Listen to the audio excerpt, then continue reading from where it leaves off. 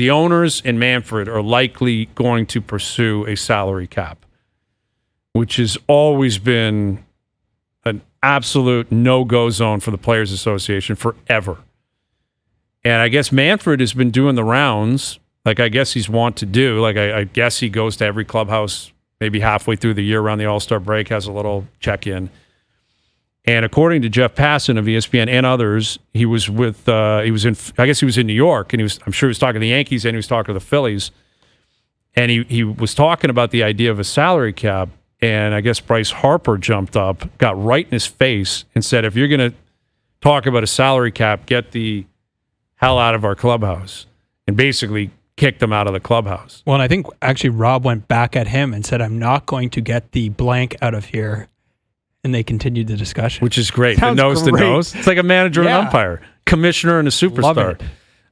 So I get why, listen, the players are going to be anti-salary cap. As they should be, I think. They like you never know. Like you look at the NHL now. The top guys should never want a salary cap, and in the NHL, there's no questioning Connor McDavid should be making way more than 12.5. And if there wasn't a salary cap implemented in 2005, he'd probably be making $20 million or 22 or 23. Yeah.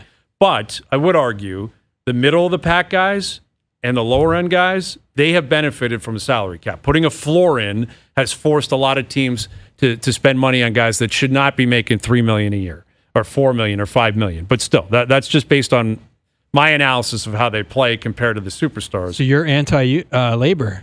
No, I'm just a realist when it comes to when you have a certain pot of money that has to be spent, some of it's going to be spent in a stupid manner. Like some guys are just going to get overpaid. It's just going to happen. You have a salary cap just so the owners can't really make. It's just to protect them. Well, that's exactly why the players, of course, are going to hate it. Right. And that's what it is. And it's always sold bogusly that, it's about the fans and it's about keeping competitive balance. And it's completely bogus. Yeah. And the NHL is a great example of that. Like that's what Bettman was selling. We got to lose a full season because we need to help the fans. He couldn't care less about the fans. That was about the owners and protecting themselves against each other. And I think propping up the markets that, quite frankly, can't keep up.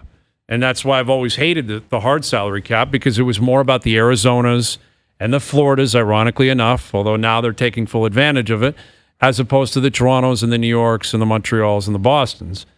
But I don't want to see a salary cap in baseball. I hate that you have to be a mathematician all the time, and you're like, even look how we look at Vladdy. If Vladdy, we look at $500 million. Wow, that's a ton. Expectations are heightened. No one ever talks about his actual amount per year, or like the percentage, yeah, exactly. There is no percentage, right? Like if he's making $40 million a year and it's 20% of your cap, it's a completely different conversation about him. Yeah, I don't want to have that conversation. I get it enough in the NHL. I get it in the NBA. I hate this new NBA CBA. It's so stupid. It's really hard to understand. It's incredibly difficult to understand, and ultimately it penalizes teams that I think do great work. You draft, you develop, you just have to lose players because you can't go over a certain number. Football can be complicated as well, and they've got a kind of a moving scale. It's more about guaranteed money. It's a very difficult system to figure out. I get enough salary cap everywhere else. Yeah. I don't need it in baseball. I don't want it in baseball. Give me a break. Give fans a break. We don't need a salary cap in every single league. But do you think it's coincidence that this is happening after the 765 to my boy? You're talking Juan Soto? And then obviously, what was Ohtani's? Was it Ohtani was 700 on the nose. And then Vladdy's... kind of feels like... I think that's probably a part of it. And it does seem like... And Vladdy gets $500 million? Yeah. But at the same time, you would look at... I would think if you're the manager or the commissioner or one of the owners of these teams, and effectively you are the gatekeeper of the game, you just had Yankees-Dodgers in the World Series. You have Judge on the East Coast, Ohtani on the West Coast. You have an incredible setup this year. You got the Cubs flying. They're coming alive. There's a lot of parity in the league. There's a lot of different teams that seemingly win, or at least are in competition. The Dodgers don't win every single year. Yankees haven't won a World Series since 2009. So you're really cooking. It seems like baseball is really moving in the right direction with all these implemented rules that have been put in place. And you're going to shut that down for a salary cap when I don't think fans really care. Like maybe a few markets, a handful, maybe Tampa. Because again, sorry, Jonas, it's not about the ceiling with those teams. It's about the floor. That's the important distinction. When you say salary cap, it's not about capping the Yankees at $250 million or the Dodgers at $300 million. It's about forcing Tampa to spend $125 million and forcing the A's to spend $125 million. That's really what it's about. You think so? I think it's both. Well, I'm saying from like if there was a cap. I'm saying from a fan perspective. If you benefit, if Sure. teams are going to benefit from a cap, it's about forcing the smaller teams to actually spend and maybe keep some and not players. take the revenue sharing check. And Which just is like what I hear over the years about what certain teams are making, including Oakland. Yes, like making a lot of money because of the revenue sharing and all this kind of stuff. It's crazy.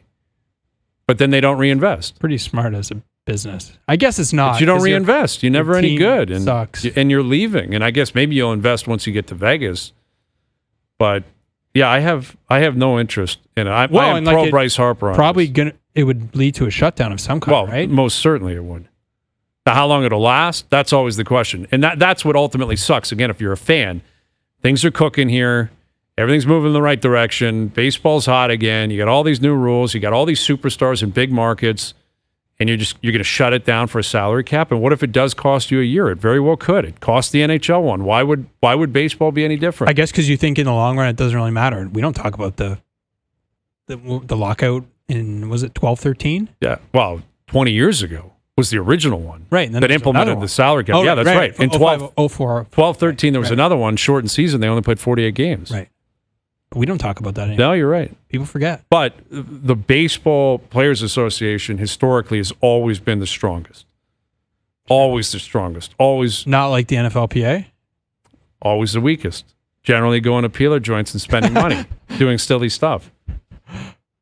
But like in '94, I think that was a strike. Yes. That wasn't a lockout. That was the players said, see you later. And that was the Expos' great year? Yeah. And that was after the Jays went back to back. And Expos, that's right. They were arguably the best team and on pace to chase a World Series, and they never got that back. But you just wonder, like, what would, we can't know because it's all hypothetical, but like if there was no cap in the NHL right now, what would McDavid's contract be? Like, would teams just sign him to like 15-year deals if he wanted to? Yeah, see, that's the thing. If it's open season like baseball, for starters, I don't know if he's in Edmonton, although Daryl Cates has a lot of money. A lot of money. Like, he's a multi-billionaire, so maybe he'd be willing to pay it. But, yeah, I think let's say he was coming up for free agency like this year, and he hits the market. I think he's probably, if he wants, probably signing like a 15-year, I don't know. What is it? Whatever he wants, $250 million deal or something? Like, yeah, like if you're the Leafs, let's say you're the Leafs. You'd offer him whatever he wants. Yeah. He goes, I'll come play with you. You give me a 10-year, $250 million deal. Why would they not give that to him? They just gave Vladdy $500 million. Yeah, no question. They would probably pay him double. Yeah. Like, why wouldn't you? If you're New York, why wouldn't you do that? But you know what else it does, like with the salary cap? Like it's bad for players in the sense that we think of them, we attach their value to their contract, which you can't avoid. Mm-hmm. We don't do that in baseball because we just don't really know what people are making relative. Like, I don't know. Well, also because you can get out from underneath it if it's a big issue. Like, the pressure still goes to the owner. Right. That guy's not pulling his weight. You better still spend, right? You better not stop spending because there's still budgets. You know, like teams still have budgets. Just because there's no salary cap doesn't mean anyone in the league can spend $300 million. But we weren't saying in the offseason, we weren't saying they can't spend on Vlad because like they've got this Springer contract that still is this year and next. Like, we don't talk about that. Absolutely not. And that's all we talk about in the NHL. And that's a big conversation even with Vladdy signing is like the Blue Jays and their ownership proving, which I think they will, this is not going to stop them from spending more in the future. You know, because there is a budget, but if Vladdy's going to take up a huge chunk of it, is that going to stop you from acquiring a piece that's going to cost you this amount of money? Like, you look at a guy like Scherzer. Like, again, it's totally different because the NHL is such a strict, hard cap. There's no flexibility. But the equivalent of Scherzer in the NHL is signing a PTO for $850,000. It's Max Pacioretty. Yeah, you're getting $850,000. He got $15 million. Yeah, which is more than anyone in the NHL. And nobody cares. Yeah, like. Good for Max. Yeah, it's not our money. It's a 1-year deal. It's not a big commitment. Go for it. better spend. So, yeah, that's the number one reason why I have no interest in a salary cap is because I get it enough in the other leagues. We are constantly, to your point, evaluating players through the lens of a calculator. Well, he made 5.5, but he played like he was a 4.75 player. It's like, what the hell does that even mean? I've said stuff like that. I'm like, what point am I making? Is he a good player or a bad player? Right. You and I were arguing about Marner and like how much too much. Exactly. Like, what? And that's a perfect example. Do you like the player? Then you should keep the player. But there is a point where you're like, that's stupid. You can't give him $14 million. Well, why not? He's a good player. That was the thing. But you can't. You can't give him 14, but you can give him 12 and a half. But that's exactly. We get that enough in these other leagues. I don't need it in baseball. I don't want to look at Bo Bichette and say, that's a big chunk of the cap. I like him. Good player, homegrown guy. Just had the best year of his career. Can't give him that money.